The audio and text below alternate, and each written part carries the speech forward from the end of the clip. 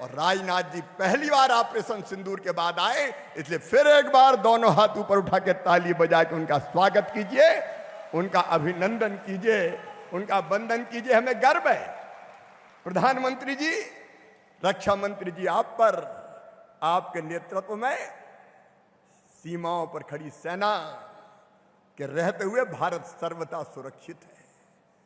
लेकिन आज तो इतनी बड़ी सौगात लेके भाई साहब आए हैं, 1800 करोड़ रुपए का इन्वेस्टमेंट। उमरिया वालों, इतनी बड़ी सौगात उमरिया को मिल रही है, 1800 करोड़ रुपए का। रेलवे कोच बनेंगे और इस क्षेत्र में, आदरणीय भाई साहब, इस क्षेत्र में मैं बचपन से आता रहा हूं, यहां पांव पांव भी घूमा हूं, पद यात्रा भी की, साइकिल यात्रा भी की, और इस क्षेत्र की जनता ने भरपूर स्नेह भारतीय जनता पार्टी को दिया है। पटवा जी के नेतृत्व में यहां विकास की यात्रा प्रारंभ हुई थी। यहां का मंडीदीप औद्योगिक क्षेत्र, आज 752 औद्योगिक इकाइयां वहां कार्यरत है। और मुझे बताते हुए खुशी है, सुरेंद्र यहां बैठे, डायरेक्ट और इनडायरेक्ट एक्सपोर्ट हमारा लगभग 20,000 करोड़ रुपया है इस मंडीदीप औद्योगिक क्षेत्र से। और आपने जो सौगात दी है, उस सौगात से तो ये दिन दूना रात चौगुना और बढ़ेगा। इस क्षेत्र की जनता ने भी भारतीय जनता पार्टी को अद्भुत प्यार दिया है। इसी विधानसभा क्षेत्र ने 1,23,000 वोट से अकेले यहां से जिता के भेजा मुझे। बचपन से प्यार और आशीर्वाद इस क्षेत्र से मिला, ही पास में हमारा गांव भी है। आज इतनी बड़ी सौगात आप दे रहे हैं, रेलवे के कोच बनेंगे, मेट्रो के बनेंगे, वंदे भारत के बनेंगे, ये क्षेत्र बदल जाएगा। अभी अश्विनी जी हमसे जुड़े थे, मैं उनका भी अभिनंदन करता हूं। वो बता रहे थे लगभग 5,000 रोजगार के अवसर मिलेंगे मेरे बेटा बेटियों को, भाइयों बहनों को, और इसके साथ साथ कई एमएसएमई की छोटी छोटी इकाइयां आएंगी, उनसे अलग रोजगार मिलेंगे। और इसलिए इस सौगात को देने के लिए एक बार फिर दोनों हाथ ऊपर उठा के तालियां बजा के फिर स्वागत कीजिए माननीय राजनाथ सिंह जी का। मुख्यमंत्री जी, हम आपको भी आभारी हैं। आसपास और जमीनें, सुरेंद्र निरंतर प्रयत्नशील रहते हैं। ये क्षेत्र औद्योगिक विकास की दृष्टि से हिंदुस्तान का एक अलग औद्योगिक क्षेत्र बने, ये हमारी कोशिश है। आदरणीय राजनाथ सिंह भाई साहब के भी हम संपर्क में थे कि ये इन्वेस्टमेंट यहां आए। और आपको याद होगा, जब मैं आपके बीच चुनाव के समय आया था, तब मैंने आपको कहा था ये वो क्षेत्र है जिसका प्रतिनिधित्व अटल जी ने किया है, जिसका प्रतिनिधित्व सुषमा जी ने किया है, स्वर्गीय सुंदरलाल पटवा जी ने किया है।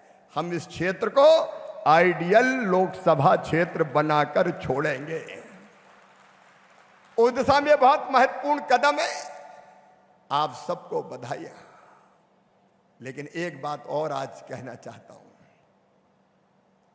मेरे किसान भाइयों, आज प्रधानमंत्री जी के नेतृत्व में देश दुनिया से आंखों में आंख मिला के बात करता है।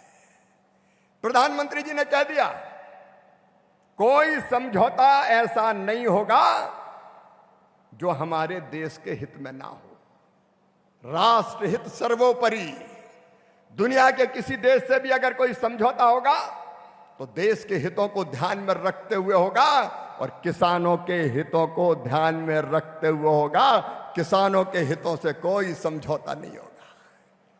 हमारे छोटे छोटे किसान 1 एकड़ के, 2 एकड़ के, 2.5 एकड़ के, 3 एकड़ के, अगर बाजार हमने किसी देश के लिए खोल दिया और वहां से भारी मात्रा में सस्ता अनाज आ गया तो हमारे किसानों का क्या होगा। और इसलिए प्रधानमंत्री जी ने कहा कि चाहे मुझे व्यक्तिगत कीमत चुकानी पड़े, लेकिन किसानों के हितों से कोई समझौता नहीं किया जाएगा। किसानों के हित सुरक्षित रहेंगे। किसानों के, मछुआरों के, पशुपालकों के हित सुरक्षित रहेंगे। और इसलिए ऐसा कोई समझौता नहीं होगा किसान भाइयों। देश के लिए जीना इसी को कहते हैं। अपने लिए तो सब जीते हैं, कीट पतंगे भी जीते हैं, पशु पक्षी भी जीते हैं, अपने लिए जिए तो क्या जिए। लेकिन इसके साथ प्रधानमंत्री जी ने आह्वान किया है, मैं आप सबसे निवेदन करना चाहता हूं।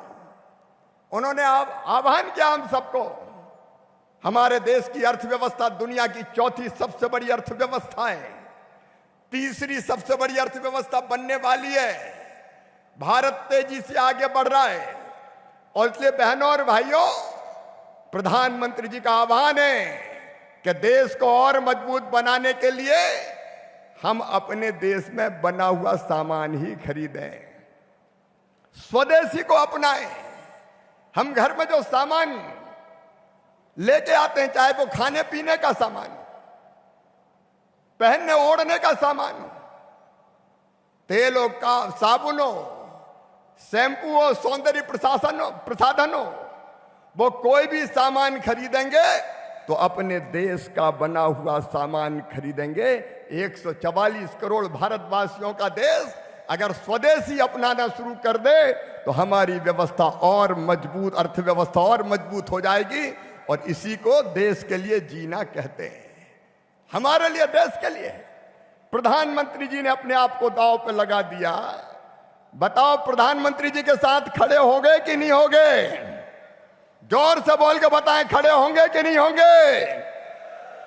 आज हम सब प्रधानमंत्री जी के साथ खड़े हैं, उनके आह्वान के साथ खड़े हैं।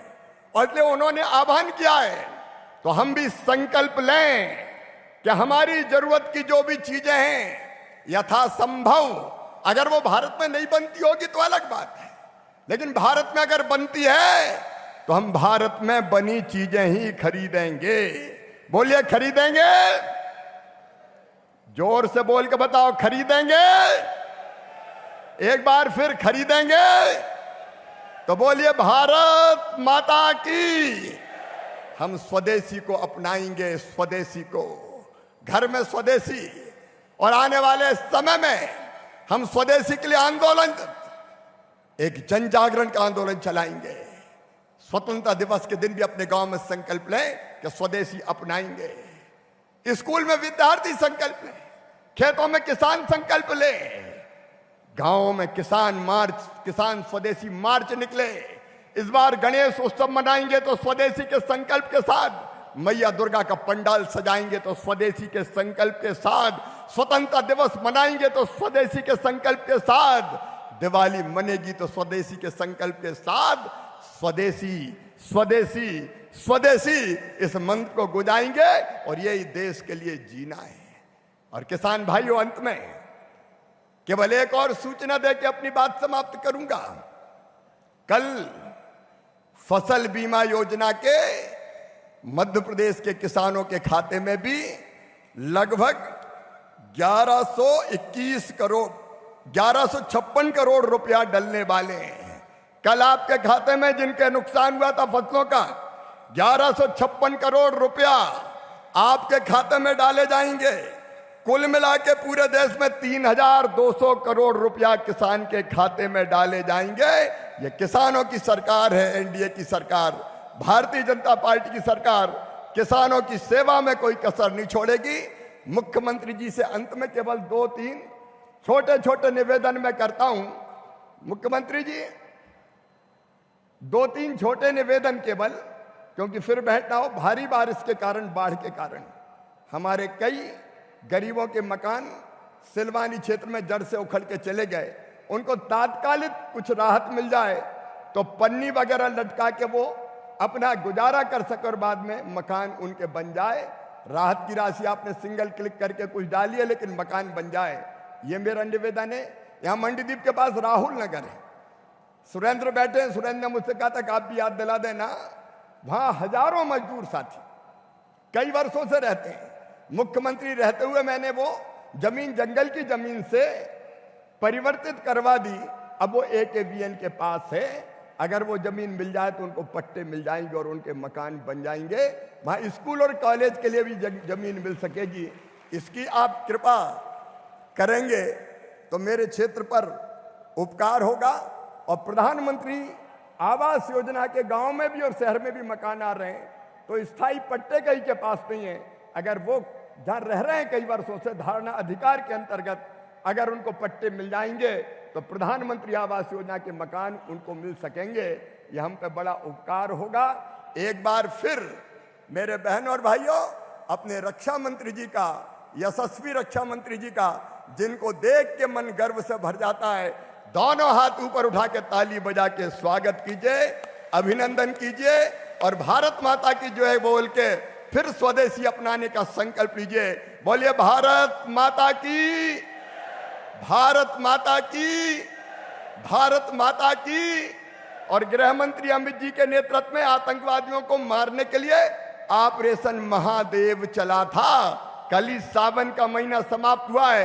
मेरी बहनों, तुम्हें राखी की बहुत बहुत बधाई और शुभकामनाएं।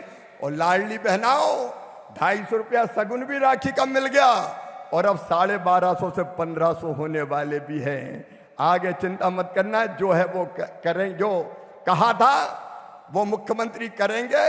और आइए ऑपरेशन महादेव के लिए भी एक बार हो जाए, हर हर महादेव।